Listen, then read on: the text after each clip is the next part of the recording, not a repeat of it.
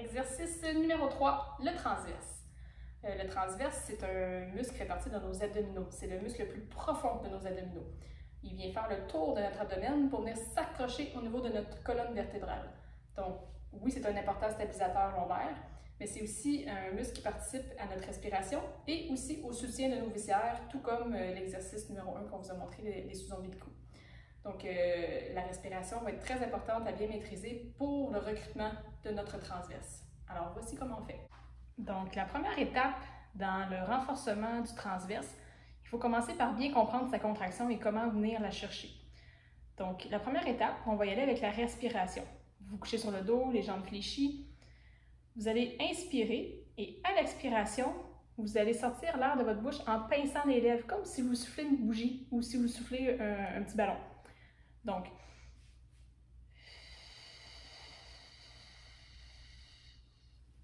en mettant vos doigts ici, juste en haut du bassin. Donc, vous mettez les doigts sur les os du bassin puis vous montez juste un petit peu plus haut.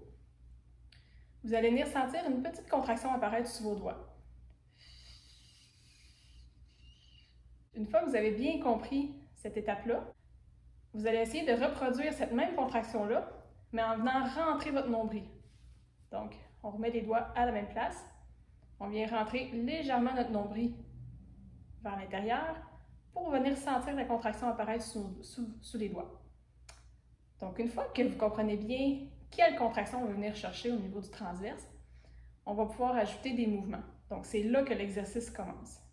Alors, maintenant que vous avez bien compris comment recruter le transverse, la première étape, l'étape A, est de venir faire la contraction du transverse pendant 10 secondes. On répète 10 à 15 répétitions pour 3 séries. Donc, comme je vous l'ai montré tout à l'heure, on inspire, on rentre légèrement le nombril et on expire en pinçant les lèvres pendant 10 secondes.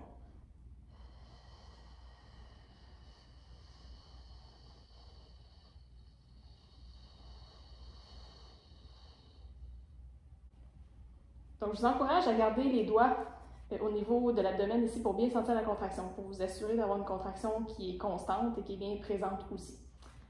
Donc, une fois que l'étape A est complétée, l'étape B, on répète le même mouvement de base. Donc, on rentre un petit peu le nombril, on expire les lèvres pincées pendant 10 secondes et en même temps que ce 10 secondes-là s'écoule, on va venir soulever en alternance les deux jambes. Donc, je vous démontre ceci.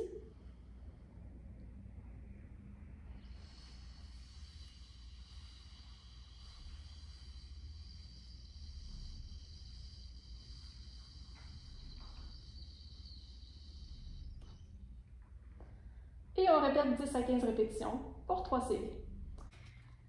L'étape C de la contraction du transverse va se faire assis. Si vous avez un ballon suisse, ballon d'exercice à la maison, c'est l'idéal.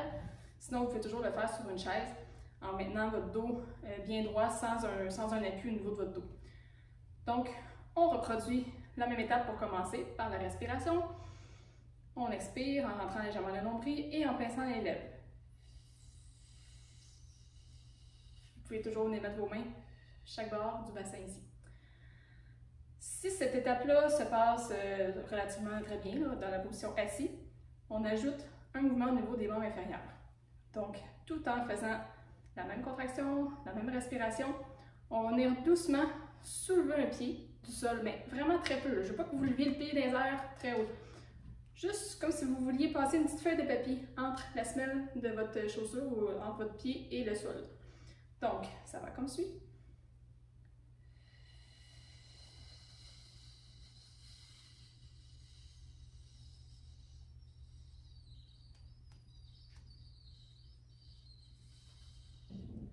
Et on redépose.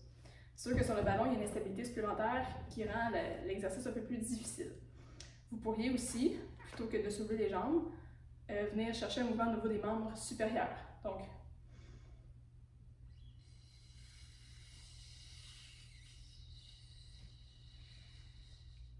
le fait de venir ajouter un mouvement à la contraction, ça rend l'exercice un petit peu plus difficile.